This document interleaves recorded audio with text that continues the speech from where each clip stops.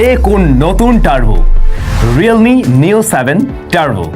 Realme নিও 7 turbo হচ্ছে গিয়ে আমার একটা ডিভাইস যেটাকে বলতে পারেন কিছুটা ফ্ল্যাগশিপ কিলার টাইপের একটা ডিভাইস। এটার রিড রেট স্পিড কিন্তু খুবই ভালো পেয়েছি আমরা, প্লাস আন্তত স্কোরও কিন্তু ভালো করছে। এবং এই প্রাইস পয়েন্টে বাই দ্য ওয়ে এটার দাম কত এখন 47 থেকে 48-এর মতো রয়েছে। তবে এই দামটা আমি একটু আগেভাগেই বলি, এই দামটা আমার কাছে একটু বেশিই মনে হয়েছে।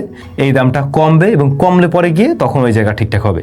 এখন এই প্রাইস পয়েন্টে যে ফোনগুলো পাওয়া যায় 40 to 50 এর মধ্যে মোটামুটি তাদের মতোই একটা আন্তত স্কোর আমরা দেখতে পাই। তবে ওরা র্যাম ম্যানেজমেন্ট ভালো করছে। আপনি যদি 8GB র্যাম ভ্যারিয়েন্টটাও নেন সেক্ষেত্রেও অসন্তুষ্ট হবেন না, কারণ র্যাম ম্যানেজমেন্টই ভালো আছে। অ্যাট এ টাইম আপনি বেশ কিছু অ্যাপ্লিকেশন নিয়ে কাজ করলেও দেখবেন ব্যাকগ্রাউন্ডে অনেক সময় রেখেই করা সম্ভব হচ্ছে। আর এটা রেগুলার ইউজেসে কিন্তু ওই লেভেলের গরম হয় না।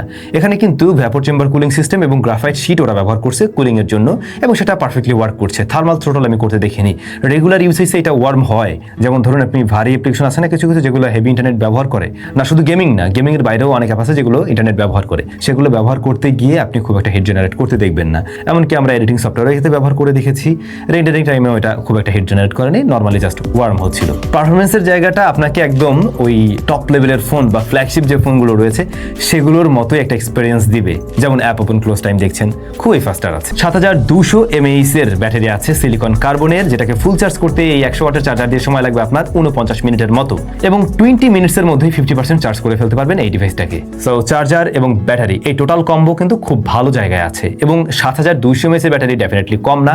এই ফোন থেকে খুবই ভালো ব্যাকআপ পাবেন, আপনি প্রায় 1.5 দিনের মতো চালাতে পারবেন যদি কিনা হেভি ইউজারও হয়ে থাকেন। তবে উড়াধুরা গেমিং করলে ব্যাপারটা আলাদা, দিন শেষে অবশ্যই চার্জ করতে হবে। আর আসলেই গেমিং টাইমে মনে হলো এই ফোনটা একটু বেশি ব্যাটারি বার্ন করছে, তবে হিট ভালোই জেনারেট করে।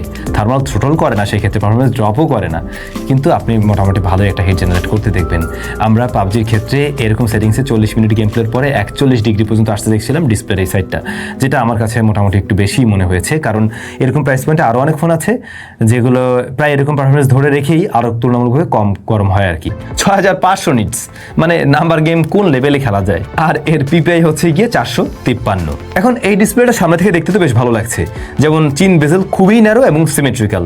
লোয়ার চিন এই ফোনটা মোটামুটি ভালো রকমের গরম হলেও এটা থেকে আমরা থার্মাল থ্রোটল ওইভাবে করতে দেখিনি বা পারফরমেন্স ড্রপ করতে দেখিনি, বরং গেমিংয়ে একটা ভালো আউটপুটই দিচ্ছে। সো আপনারা চাইলে গেমিংয়ের জন্য এটাকে চয়েস করতে পারেন, কিন্তু আমার মনে হয় একটু ওয়েট করে নেওয়াটা বুদ্ধিমানের কাজ হবে, দাম কিছুটা কমলে পরে আর কি। আপনাদের কাছে কেমন লাগলো কমেন্ট করে জানাবেন, কিন্তু নিশ্চয়ই ভালো থাকবেন। দেখা হচ্ছে নতুন ভিডিওতে।